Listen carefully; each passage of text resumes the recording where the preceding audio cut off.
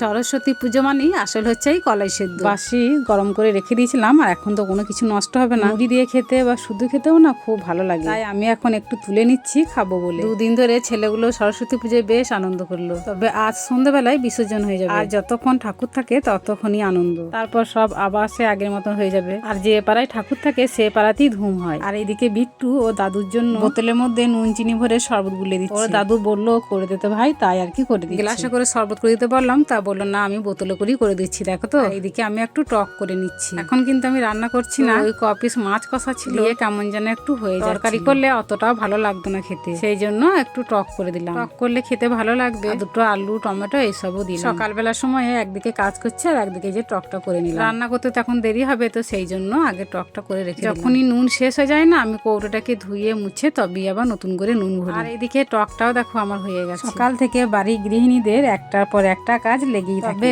একটা কথা, কাজ থাকাই ভালো, কাজের মধ্যে থাকাই ভালো, তাই মাঝে মাঝে একটু বিরক্ত লাগে, তবে ঠিক আছে। আর এইদিকে ঝাঁঝুরিটা দেখো তাড়াতাড়ি করছি যত তত বাড়াবাড়ি হচ্ছে। হেসেলের মধ্যে ছিল তো সেই জন্য টেনে নিয়ে এলাম, ধুয়ে নিচ্ছি। এই ঝাঁঝুরি গুলো বেশ কাজে, হেসেলে ভালো ঢাকা দেওয়া হয়, গরমকালে তো আরোই ভালো। আর এখন এই বাটিটা পাশের বাড়ি মেজমাদের তরকারি দিয়েছিল, তাই আমি এখন বাটিটা ধুয়ে দিতে চললাম ওদের বাড়ি। যতই বারণ করি না কেন একদম শুনবে না এই বিট্টু। মাঝে মাঝে বকে বকে মাথা খারাপ হয়ে যায় আমার এর জন্য। কুরকুরে নিয়ে এসে আবার সস দিয়ে খাচ্ছে, তাহলে কতটা শরীরটা খারাপ করছে নিজে নিজে। এই সব জাতা মাথা খেয়ে মাঝে মাঝে বমি হয়ে যায়, তখন কত শরীর খারাপ হয়, তবুও এইসব খেতে ছাড়ে না। নিজের শরীরের যত্ন যদি নিজেই না শিখে এতদিনও, তাহলে আর কি করা। সন্ধ্যাবেলার সময় মুড়ি খাবে, তাই ওই যে নিজেই পেঁয়াজ লঙ্কা কুচিয়ে নিল মুড়ি খাওয়ার জন্য। সন্ধ্যাবেলায় মুড়ি খাওয়ার সময় এই ব্যবস্থাটাও নিজেই করে নেয়, আমাকে আর করে দিতে হয় না। ও ঠাকুমার কাছে 10 টাকা নিয়ে একটা বেগনি আর একটা সিঙ্গারা নিয়ে আসলো। বেগনিটা ও ঠাকুমাকে দিয়ে দিল, আর সিঙ্গারাটা মাখিয়ে ওই যে মুড়ি খাচ্ছে, আর আমি এদিকে চা করছি। তো বন্ধুরা টাটা।